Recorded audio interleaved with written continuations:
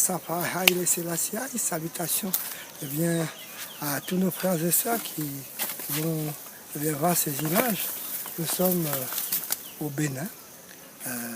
Ils ont un espace d'accueil de la porte du Grand Retour, puisque depuis les années maintenant 2005, c'est vrai, le Bénin a pris en compte vraiment le retour de la diaspora, puisque c'est du Bénin, c'est le Dahomey, disons, de Ouida, qui était parti, ceux qui ont quitté le continent dans les pleurs, et c'est donc aussi par cette même porte, Dia le Tout-Puissant nous permet aujourd'hui de revenir.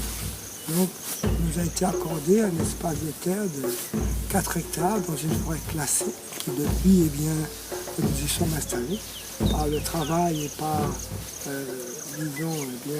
l'apport que nous avons pu faire grâce à notre connaissance puisée dans l'expérience de nos ancêtres déportés dans la diaspora, nous avons pu obtenir que cette forêt devienne une forêt protégée, c'est-à-dire un lac, parce que nous avons un lac de 15 km², et donc protégé en cela qu'aujourd'hui, on ne peut plus polluer les eaux, on ne peut ni chasser, ni même pêcher, puisque aujourd'hui, la vie y a droit de cité, et donc aujourd'hui la flore comme la faune a été répertoriée dans un livre qu'on appelle le livre rouge, protection de la flore et de la faune en Afrique de l'Ouest. Voilà pourquoi aujourd'hui nous sommes dans un site vraiment dédié à Zion.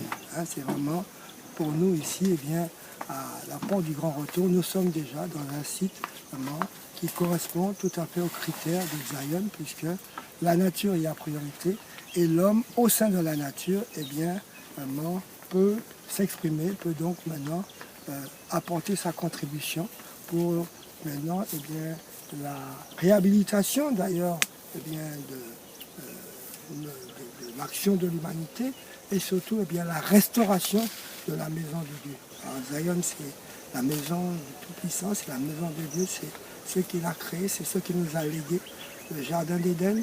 Aujourd'hui, nous devons le faire progresser jusqu'à en faire une cité nouvelle, celle de la nouvelle Jérusalem, à Sante Teja.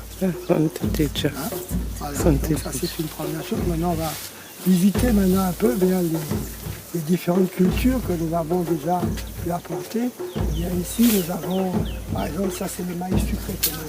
On aura vraiment pris en main le développement par l'agroécologie, parce que l'agroécologie aujourd'hui s'impose à nous, à mesure où le réchauffement climatique oblige maintenant de prendre conscience qu'il doit arrêter de faire ses infractions sur la nature, et donc au contraire composer avec la nature, vraiment trouver tous les modes endogènes et les remettre justement à l'actualité, les réactualiser pour en faire des outils puissants pour le développement durable à l'infini.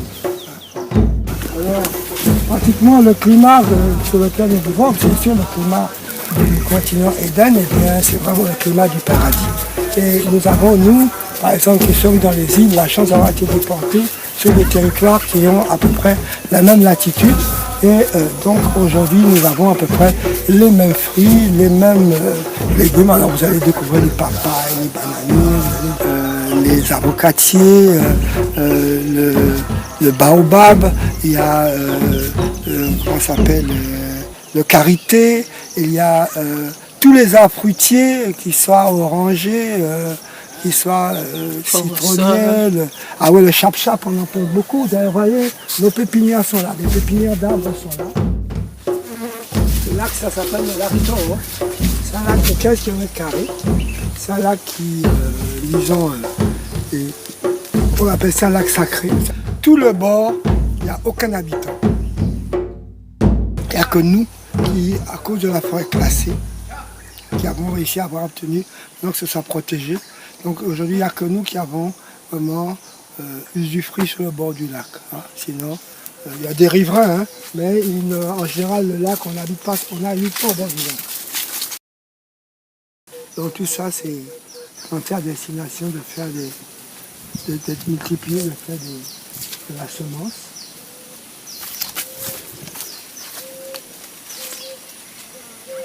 Voilà.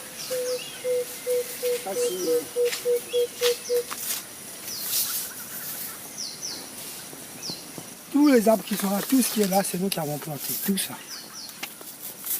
Tout ça, c'est nous qui aménageons le bord du lac. Et on y pratique aussi l'horticulture, on plante aussi beaucoup de fleurs. Et les fleurs sont nécessaires, d'abord pour maintenir l'espace beau. Ensuite aussi, nous faisons l'apiculture. Nous avons 5 ruches. Mais l'apiculture, nous le faisons, c'est surtout pour la pollinisation.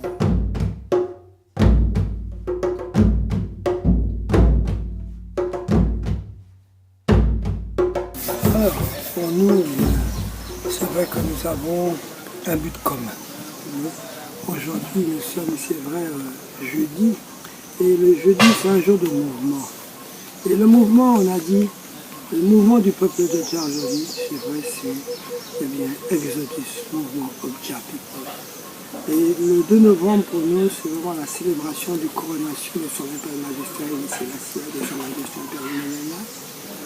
Il y a vraiment aujourd'hui, dans la diaspora et partout sur la planète, était vraiment le règne de la puissance de la Sainte Trinité pour nous apporter une consolation à nous, qui sont les déportés. Car à partir de ce règne que Marcus gardait avec des amis, ils ont regardé vers l'Afrique, bientôt un roi noir sera couronné, ce sera le début de la délivrance. Et bien voilà que c'est vrai, il nous a délivrés. Il a vraiment délivré parce que en nous offrant, par le docteur Malako Bayen, The Ethiopian World Federation Incorporated, son Impérial Majesté Haïlé Sélassié a doté la diaspora vraiment d'un véhicule, d'un outil, a doté vraiment d'une force vraiment, pour pouvoir reprendre et rentrer en possession de nouveau de sa patrie, de son capital, de son héritage, de ce qui lui était essentiel. Et voilà pourquoi, nous aussi, ce jour-là, nous allons non seulement célébrer ce règne, mais célébrer aussi le King Alpha et la Queen Omega. En cela, que nous avons aujourd'hui véritablement une terre promise. Une terre promise où nous avons pour devoir de faire couler le lait et le miel. Mais pour cela, il nous fallait vraiment une constitution. Je crois que nous donnons The Ethiopian World Federation Incorporated, l'Impérial Majesté Haïlé Sélassié nous permet d'être de nouveau une nation. Une nation de prêtres, une royauté même, plus que ça, une royauté de prêtres et de sacrificateurs. Disons pour qu'aujourd'hui nous sachions que les générations futures auront vraiment aujourd'hui un héritage divin, celui qui a justement placé sur ces couronnes pour qu'elles nous élèvent justement à être des princes et des princesses, à être des gens ayant en devoir et en droit la prise en compte vraiment de cet héritage qui nous permet aujourd'hui de savoir que notre avenir sera durable comme son règne à l'infini. Asante Teja. Et tout ce que vous avez vu réaliser ici, à travers cette vidéo, c'est grâce à ce que nous avons appris aussi au sein de The Ethiopian World Federation Incorporated, dont nous sommes membres et dont nous appliquons la Constitution et l'organisation afin de trouver l'efficacité. Car tout ce que vous avez vu ici est parti de la foi de son Impérial Majesté Haïlé Sélassié, sa Majesté Impériale Ménénale. Et cette foi se manifeste.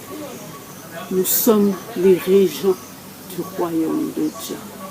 Et c'est notre unité au sein de The Ethiopian World Federation Incorporated qui nous permettent de manifester que le règne de son Impérial Majesté Haïlé Sélassié est présent aujourd'hui et pour toujours.